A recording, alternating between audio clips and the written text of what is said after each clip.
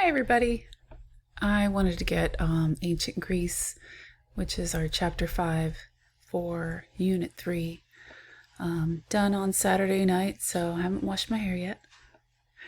But anyway, let's go ahead and take a look.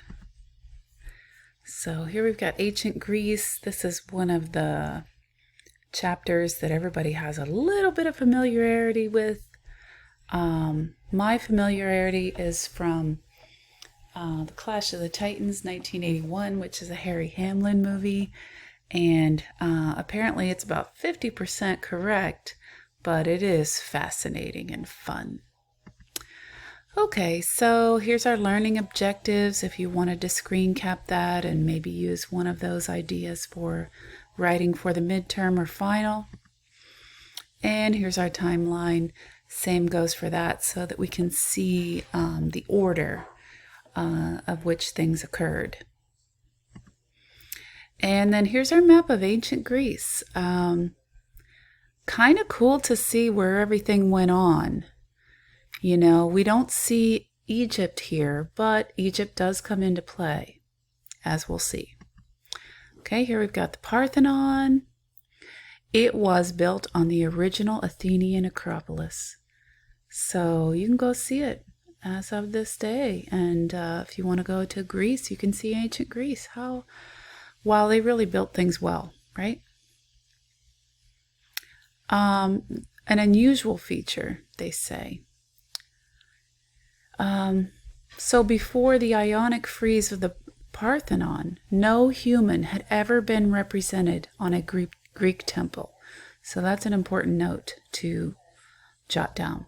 I would pause and write that down.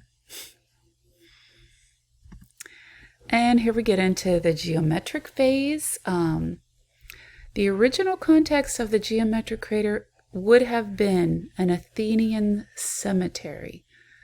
So, wow, instead of tombstones, they would have these craters. Or, you know, fancy pot. And this is a little bit earlier example. A note that I have that's kind of outside of this image is that Daedalus, Daedalus, is the legendary artist who gives his name for this type of Greek geometric sculpture. And here we've got Heracles, maybe. Very interesting sculpture, if you know what I mean. It is Heracles, who is the hero that is credited with the founding of the Olympic Games. He appears in much of the art in that sanctuary of about the Olympic Games. So it's very interesting. And bizarre how different this is from how things are about to come. The Mantiklos, Apollo. Very different than what's to come. Okay, and this is Corinthian. Here we've got black figure. So let's talk about that a little bit. As the vases were being made, a liquid clay called slip was applied to patch up weak areas or hold pieces together. So it's like a liquid clay, so it's just watered down. If you have any knowledge of working with clay and creating pottery. And then during firing, the slip would turn black. So potters began intentionally painting on the slip in distinctive shapes before firing, resulting in the black figure. So notice that the figures, like all the people, are black because they were painted in slip. Okay, the Greek city of Corinth had a vase painting tradition that rivaled the Athenian workshops. That is kind of a big deal. Okay, and we've got the Lady of the Auxerre here. The gesture of this Lady of Auxerre supports the hypothesis that she is a chore rather than a goddess. A chore is a type of freestanding statue of a maiden, the female counterpart of the choros, or standing youth, which we'll see up in upcoming slides. She appeared with the beginning of Greek monumental sculpture. A chore was used as a votive offering to the deities. in return for good fortune and granting favors. So she's, like, here you go. Take this lady and please help us. And here we have a Kouros. And that's the standing youth, like that we discussed a minute ago. In Greek art, a standing nude figure of a young man is called a Kouros. Remember that. The Egyptian cultural influence is apparent in the rigidly frontal standing pose of archaic male statues. So, this reminds us of like Menkaure, remember? And that one step before the other. So what's really crazy here is that, you know how we look back to art history? In Greek times, they were looking back to Egyptian history. Super cool. And we've got another Kore here, the Peplos Kore. I guess because she's wearing a peplum outfit. I'm not sure if you know anything about fashion. Greek statues were created with a lot of painted decoration, and this one actually retains some of its original colors. So that's an important note. Here we've got a Kore in Ionian dress from the Acropolis. And this is a plan. Here we've got the difference between the Doric and Ionic orders, okay? So on the Ionic, we've got a volute, and that is a characteristic of Ionic columns. A volute is a spiral scroll. It's characteristic of Ionic capitals. It's very tippy top, and also used in Corinthian and composite capitals. So that's a good thing to note. And we've got the Basilica at Paestum, not sure. Aerial view of the Sanctuary of Apollo. Kind of fascinating to see what this city, you can imagine what this city might have looked like back in the day. This is a restored view of the Siphnian treasury, the Sanctuary of Apollo, which we just looked at. And, okay, this is kind of bizarre. Gigantomachy. It's like a myth, right? And it was popular in Greece. Kind of like, today we have action movies are popular. Back in ancient Greece, Gigantomachy was a popular theme in stories. So it represents a battle between the Olympian gods and giants. According to the myth, the giants attacked the gods, but the Olympians, the gods, learned that they could only emerge victorious if a mortal helped them. Ooh, a twist in the story, but important stuff. Okay, and this is the highlights the painter and the potter for the Francois vase. Clytius and Ergotamos. And here we've got another popular story element, Centauromachy, as it is termed nowadays. This was about the battle between the Lapiths and the Centaurs at the wedding of King Perthus. And it began when some centaurs drank too much wine and, being unused to it, became drunk. And then they attempted to rape the bride. Oh, dear. Very dramatic story. The majority of well-preserved Greek vases have been discovered in Etruscan tombs, and we'll talk about that more in the next chapter, chapter 6. But it is an important note. Okay, now we're getting into black figure. I am sad that we don't focus more on this story because I think it's just adorable. So these two guys playing chess. Actually that's upcoming. This is a dice game. And so, some of the games that we play still today, invented back in the Grecian time. Ezekias, really famous artist.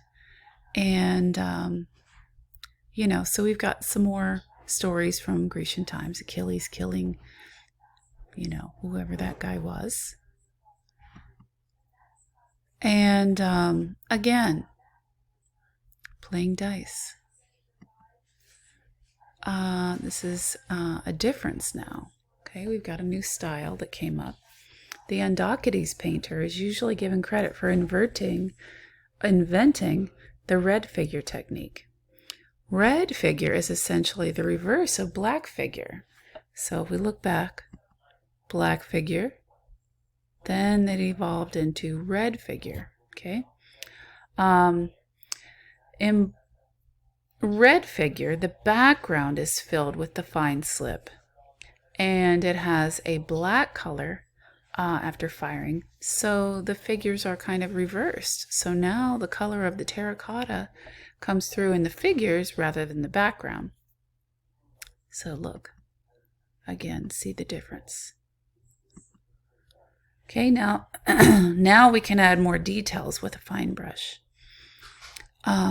If you look carefully at the figures, now we've got this little precise detail with a fine brush on the red figure.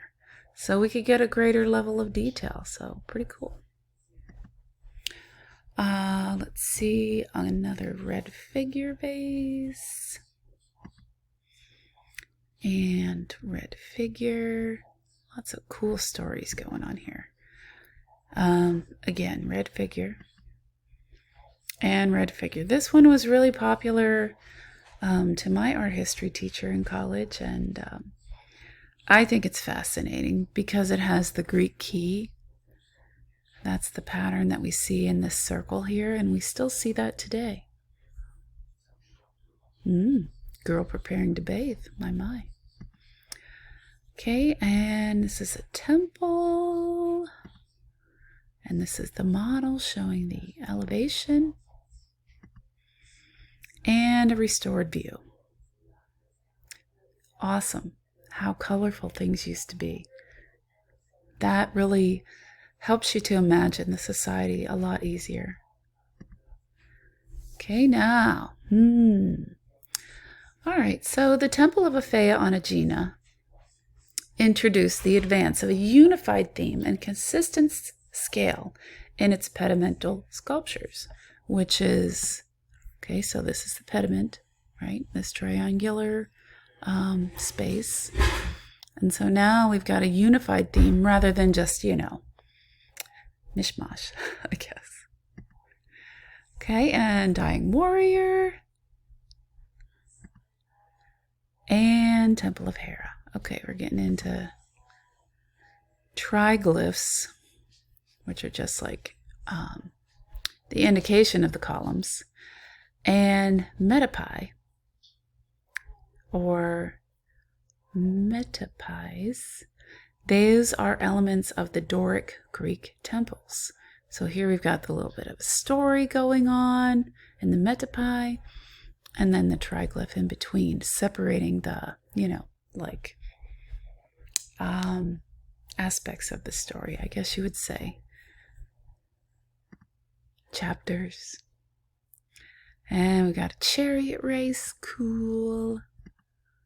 This is the seer. And Centauromachy again is a theme. So remember, that's the battle between the Lapiths and the centaurs at the wedding of King Pirithous. This is Apollo. This is from the Temple of Apollo. It's located in what is now Turkey. So you think you got to go to Greece to see ancient Greece, but it's all around. It's in Turkey. The Critios boy, okay. Very famous. Earliest known example of the contrapposto in sculpture. So that is a weight shift.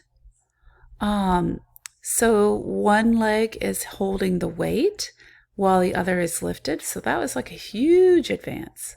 And that was an innovation that separates archaic from classical statuary. So archaic is more reminiscent of the ancient Egyptians who inspired them.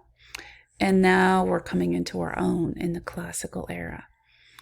The defeat of the Persians is what ushered in the classical period. So they felt like, we've got this. Okay, warrior, hello. Bronze, 6'6". Wow, monumental. And this is the lost wax method.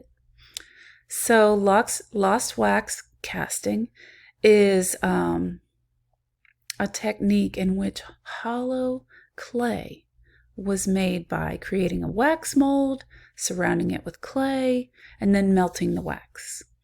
So this would have been the clay, this would have been the wax, and then when they pour the molten metal, it melts the wax, and then it is filled by the liquid bronze.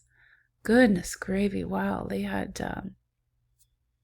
some advanced methods. They were really into their arts. This is the charioteer of Delphi. He was created with the lost wax method of bronze casting. Zeus or Poseidon. Well, 6'10". Hello, monumental. Okay, Discopolis.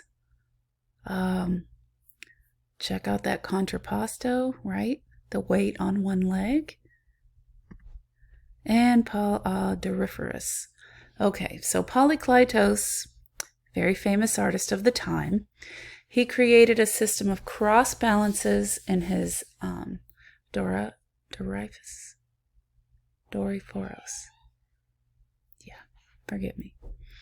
To impose an order on human movement. So a lot of the times, just like in ancient Egypt, artists were coming up with a method to create order among the arts and among their methods.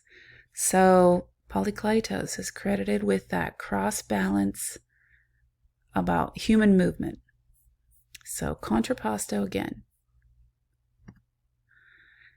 And here's the Acropolis. One of the side chambers of the Propylaea on the Athenian Acropolis was a picture gallery. So we're getting into our first museums. Super cool. The Erechtheion. Where's the Erechtheion? Here it is. The Parthenon, obviously. And the Propylaea. Right here. They were all built on the Athenian Acropolis. So you got to remember, the Temple of Athena Nike. Ooh, this is really cool. That's going to come up in a minute. Okay, there's the plan for the Parthenon, and here's where the Athena is inside this cella. They called it a cella. Okay, now here she is. The real statue, and this is just a copy that was created. It's a model. It was made of gold and ivory. So you can imagine it was probably stolen and broken down and sold. The costliest sculptural component is this statue of the Parthenon. The winged figure of Nike in this statue, it made an overt reference to the Athenian victory over the Persians in 479 BC. So, a lot going on here. Very important artwork. Okay, this is again Centauromachy, that theme, like Marvel Comics is a current theme in movies. I mean, I guess pretty recent. But Centauromachy, oh, terrible, crazy. Again, Centauromachy. And Dionysus. Dionysus, is it Heracles? Heracles, I'm sorry. Or is it Dionysus? We don't know. The three goddesses. I love this. Sad that they're all headless. But the effect of the drapery worn by these three goddesses in the Parthenon East pediment is to reveal and conceal chosen aspects of their bodies. So, highlight the good parts, hide bad parts. Still exists in today's fashion. Okay, this is a horse. And river god. Okay, Iris. All right, now we've got the Panathenaic Festival. Okay, most scholars agree that the subject of the lengthy Ionic frieze on the Parthenon is the Panathenaic procession. So almost like a parade. Greek gods appear in human form on the Ionic frieze of the Parthenon. So that is an important detail. This is another part of the ceremony. And Propylaea, which is part of the Athenian Acropolis. Here we have Erechtheion, also part of the Athenian Acropolis. So we're in Athens. Okay, and this is the plan for the Erechtheion. The female statue column, so these, they were used as an architectural support on the Erechtheion, and they were called caryatids. So pretty cool fact there. These women supporting the weight. I wouldn't look too far into that, but it means a lot to me. The women do all the work. Okay, Callicrates, Temple of Athena Nike. And here's Nike adjusting her sandal. Again, with the missing head. We see that a lot in art history. Okay, this is the Stela of Hegeso. The Hegeso Stela monument provides information about the lives of women in Greek society. We'll get more into that in just a moment. Okay, this is an Athenian white crown, Lekythos, by an Achilles painter, the Achilles painter. The scene is of a warrior taking leave of his wife. If you look really closely, he's just getting ready to go off to war, leaving his wife. Oops. Okay. Red figure replaced black figure. We know that already. And all of our favorite people, right? Hermes, Dionysus. Again, this is a white ground crater. And a youth diving. Awesome. Sports. Okay, now we've got a really important artwork here. The Aphrodite of Knidos. This is by Praxiteles. And oh my, this was unprecedented. He represented the female nude. It was huge controversy in its day. Now we think, oh, everybody ran around naked in ancient Greece, but nope. But Praxiteles, he was like, oh, I got an idea. Okay, this is a head of a woman. Again, Praxiteles, Hermes, and Dionysus when he was a baby. Cute. This is about Heracles. Again, he's the founder of the Olympic Games. And here we have Heracles, the head of Heracles. Okay, this is the mausoleum. Still exists in Turkey. Okay, this is a young hunter. And again, notice that contrapposto. All right, now here we've got an important figure. Okay, this is Heracles. He's tired here. Weary Heracles. The Hellenistic period. Okay, so now we're getting into around 320 BCE. We see a dramatic change in portraiture. So the faces start to take on more easily readable expression. It's not just, stone. Here's Alexander the Great with all of his curls. How cute. This is from The Lion Hunt. We'll get more into that. Okay, Hades abducting Persephone. This is the subject of this cave. No, not cave, tomb. It's a tomb painting in Virginia. Or Virginia. I'm not sure how it's pronounced, but wonder who named that. And another, this is a Roman copy. I highly recommend looking at this very carefully because it is amazing. Alexander. This is like the battle. Ooh, so cool. From Pompeii. Polykleitos the Younger. Check out that theater. Still exists. And their little temple. Okay. Now, the first known exterior use of a Corinthian column, like shown in this picture, super fancy. It was like way ahead of Doric was plain, and then Ionic we had a little bit of a scroll, and now we've got all of this decoration going on. So that was the style. So styles are changing. And this is the first known Corinthian column, and it was at this place, the Choragic Monument of Lysocrates.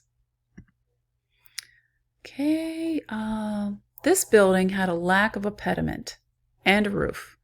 The Temple of Apollo at Didyma reflects the style of Hellenistic architecture. It was surprising and dramatic, is what they say about it. Hellenistic architecture. Okay, and there's the plan for the temple. Still a lot of similar things. We've got that inner shrine to the god or goddess. And this is a restored view, so this doesn't still exist, of Priene. This was the best known example of Hippodamian city planning. I still think about city planners. We still have city planners. And I wish they would do better with the traffic model. Okay, this is Attilos at Agora. All right, Altar of Zeus. Big deal.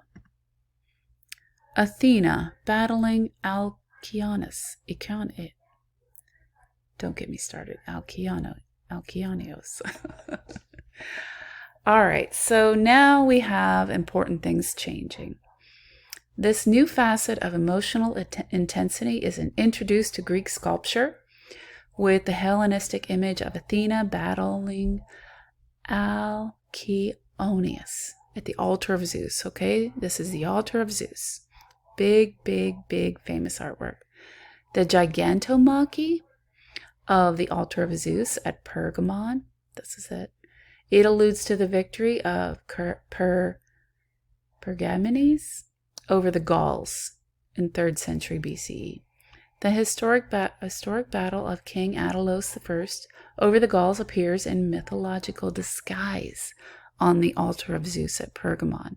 So this is real people, a real battle, but they're using gods to represent the people.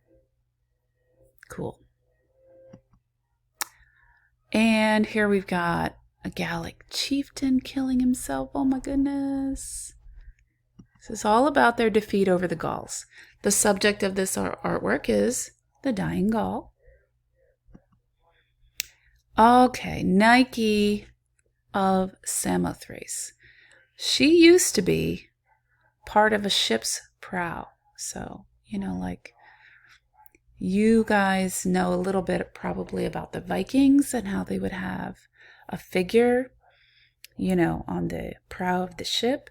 Well, this is a very early example of a warship that had a statue as the prow. Okay, we know the Venus de Milo, for sure. And look at how, popular the nude woman became after Praxiteles. Yeah. Okay, little baby. Sleeping satyr. So here we've got, mythological creatures again. And the seated boxer. Old market woman, so can't say everybody looks like a god or a goddess. There's some real people. And, yep, this is a copy. Okay, another famous artwork that I always think of. The statue group of Laocoon and his sons shows a scene from Virgil's Aeneid. So that's how you pronounce that, Aeneid, Aeneid. So famous literature. What's so amazing to me about this is we're going to see this in the Renaissance. When they unearthed this statue, it pretty much inspired the artists to greatness because they were so blown away when they saw this. Okay, and then here we have, this is the likeness of Odysseus. And some important points if you're interested in using one of these in a paper upcoming for midterms or finals.